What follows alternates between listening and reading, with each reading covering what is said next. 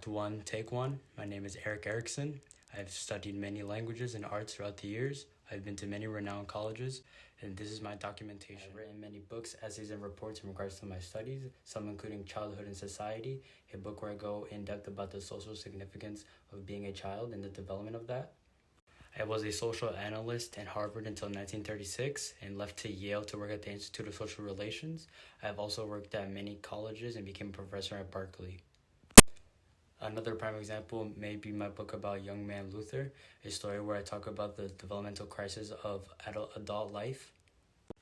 A final example of my work may be my essay, Identity, a Youth in Crisis, where I talk about the possibility of an adolescent identity crisis. It is currently 1974, and this is the stages to being a human.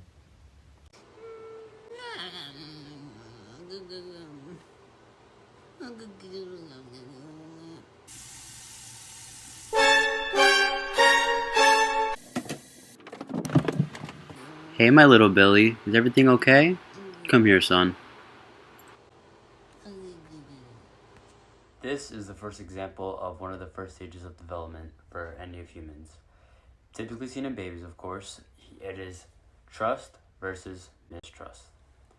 Billy, subject 1, is seeing how he's crying and the mother responds almost instantly to his demand. Now that Billy's mother has helped him stop crying, he's experiencing the first stage of development as a human. He is learning that he can trust people and that in the world he will have people to depend on. This is developed further in the sense that when he is hungry and he cries for it, he will be given food by his family, and it shows that he can trust them as a source for care and other essentials in his life.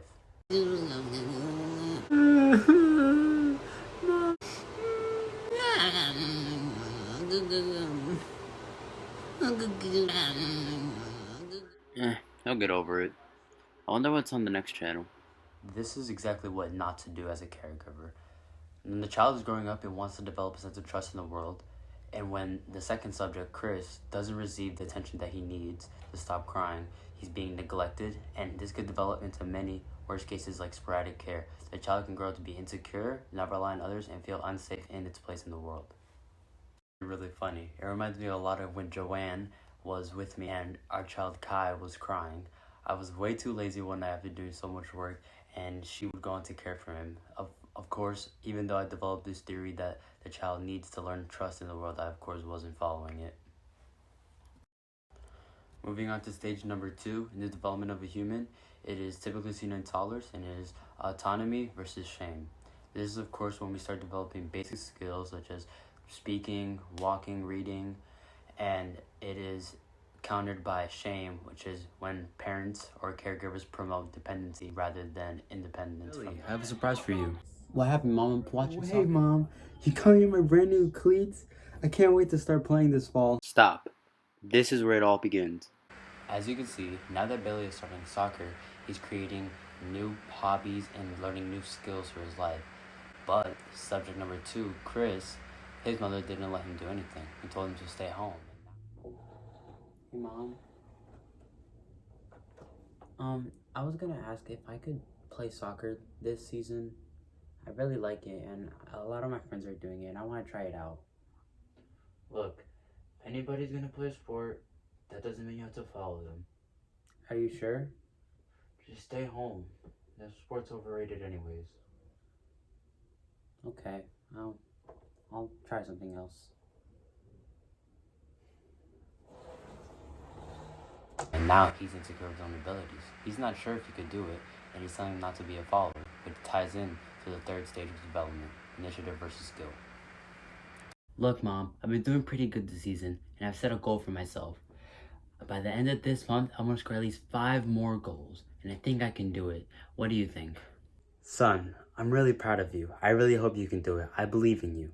Yes, Mom. Hopefully I can get it. Thanks. You got this. So, Mom, in school, we're learning how to count now, and I want to learn how to count up to 1,000. Oh, 1,000? That's pretty high, don't you think? Okay, maybe not so much. Maybe 20 or 30. But do you think I can do it? Yeah, 20 sounds good enough. Don't get your hopes up, though. You don't want to get bummed out if you don't get it. Oh, okay. Yeah, I'll try. I'll do good. This third stage is establishing the goals in your life. Billy was able to set his goal for soccer and is able to achieve it now with a little bit more confidence rather than Billy, who was looked down upon for having ambition. This reminds me of my early years when I went to college and I tried to become an artist. A lot of people looked down on me for wanting to become better, but I never let that get to me until a couple years later. But that's besides the point. Oh, hey, little bro. What's that you got there? Oh, hey, big bro. Oh, yeah, this is my honor roll here. No way! You got principal's honor roll? You're doing amazing. I'm so proud to call you my little brother. Thanks so much. That makes me proud. That's how you do it correctly, as Billy's family did, as opposed to Chris's family. Hey, Dad. I just wanted to tell you that my soccer team just won the tournament a couple days ago. What do you think? Did you even score? I bet you didn't. You haven't been practicing at all. You gotta start trying harder. I'm getting tired of you wasting my money. Oh, okay. We'll talk later. Bye. Oh, I'm sorry, Dad. I should try harder. I'll be better. I hope. In this fourth stage of development, their children are becoming aware of themselves as individuals, beginning to compare themselves to others, and need a boost of self-esteem in order to not feel inferior to others. Billy did good, and he was praised from his brother, and he received the boost of confidence that he needed. Chris, however, he did good and won that soccer tournament. His father put him down. The issue with this was now he may feel inferior to others. He may feel not as good, and this will affect him later in life. Adolescents begin to determine their goals in life, such as college, what priorities they want, wanting to go to work, school, get a family. This is all set up during this time, and typically not seen until later in this stage, but is developed slowly. The fifth stage of human development is identity versus role. This is typically seen in adolescence, and it is the beginning of a possible midlife crisis. Not fulfilling this role can have major effects on the future life of any person. This creates confusion with their role in society as an adult, and they begin to ask themselves the question, who am I? And this begs the question, who are you? Alright, that's the last piece of information. Let's pray this university accepts me. The post office didn't work.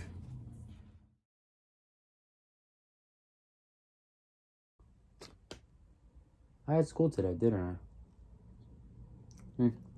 This sixth stage is intimacy versus isolation. It is essentially where you make all your lifelong friends, create relationships, and to eventually get married or have a family in some sort of way. Billy is going to be very successful in this. Chris may not be. The sixth stage is probably the longest stage between all of them. It starts around 20 years old and can last up to your 40. Do you remember this time, guys? It was great, wasn't it? How could I forget, Mike? That vacation was the best one I've had all my life. Hey, I have to go, though. I gotta catch up with the kids. I'll catch you at tomorrow's family barbecue.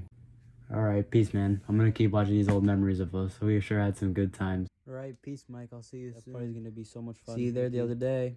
Can't wait to see the kids. So much fun. We'll see you there. Peace, Mike. You're the Can't wait best. to hang out next week. As you can see, Billy has created many lifelong friends that he's been on many trips with, and Chris, however, he's still lacking a lot in the relationships department. He's seeing if he can improve on that, but seeing that he's been struggling in many other past stages that are stepping stones towards this one, it may not work.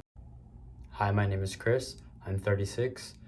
I like long walks on the beach. I'm new to the single scene, and I hope that if I go to Tennessee, you're the only 10 I see. Thank you. Speaking of dating, when me and Joanne first met, I tripped on the first date. It was great. Best first kiss I've ever had. I'm glad she's been with me. Speaking of relationships and family, our 3 children have been doing great. The 7th stage in human development is a term I like to call generativity, which means a concern for the establishment and guide to the new generation, versus stagnation. This stage is concerned with one's legacy after they pass away.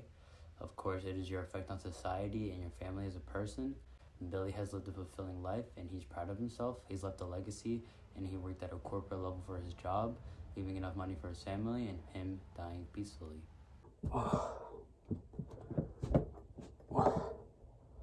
You know what? I'm gonna call the grandkids over. I'm gonna teach them something new. Chris, however, he didn't get that far in life.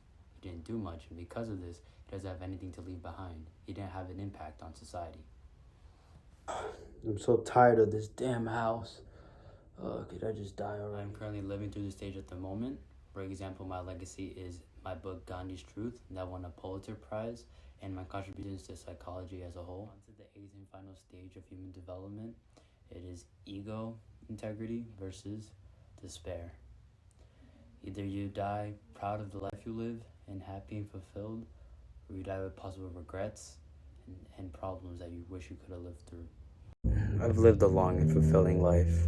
I'm ready to go. Billy lived a long and fulfilled life, and he's proud of what he did. He died peacefully, and he went on to show what a perfect example of developing as a human is. Pull the plug on me, you stupid nurse. I don't want to do this anymore.